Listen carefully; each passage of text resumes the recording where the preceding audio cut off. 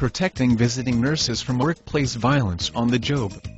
By Jeffrey M. Miller, www.centernational.com.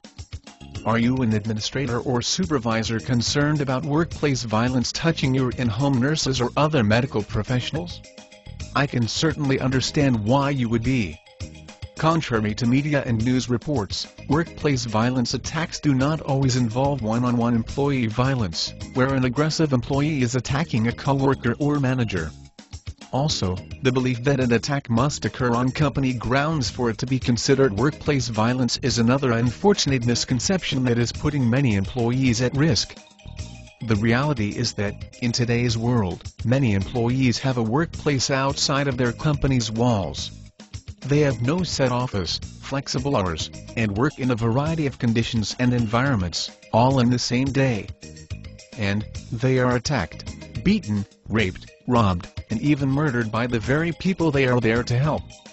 I'm talking about in-home nurses and other medical caregivers. In fact, visiting nurses, paramedics and ambulance personnel, and in-home caregivers are among those employees who most often encounter violence on the job. In fact, the medical profession ranks third among all non-law enforcement, security, and military occupations for the sheer number of attacks that occur every year.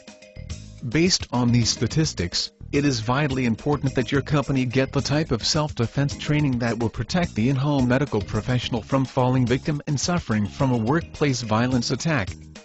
Some of the concerns and differences that your company's workplace violence training program should address for this group of employees include the fact that your worker is usually alone with their assailant, and sometimes other family members. The client is often confused or agitated by other events unknown to the caregiver. The neighborhood in which your professional may be required to operate may pose dangers even if the threat does not come from the client. An adverse reaction to newly prescribed medications may not yet be documented.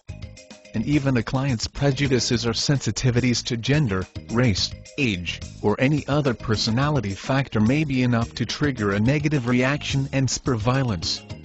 It's important to remember that, especially in these difficult times, violence in the workplace is not just something that occurs now and again. Workplace violence is an everyday problem.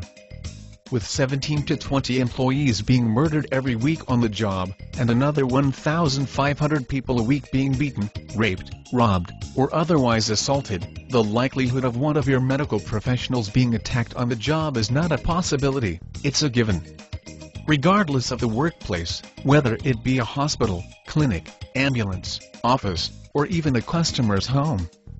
Employees, including in-home medical caregivers, should be trained in at least basic attack avoidance, assault evasion, escape, and self-defense strategies which would arm them with the tools to de-escalate, escape from, or defend against an attack.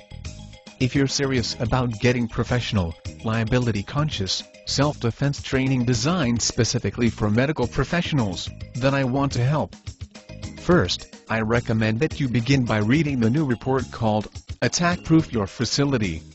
It has a complete section dedicated to the medical profession and is available free from WCI Consulting. Jeffrey Miller is the co-author of the book, Workplace Violence in the Mental and General Healthcare Setting. Jeff says, prevention is not enough. If you fail to plan, then you are planning to fail. Get your free report and more information about getting the training you need to defend against violence in the workplace at www.centernational.com. For a consult to discuss your company's needs, call WCI's international office in the U.S. at 570-988-2228. Do it now, before it's too late.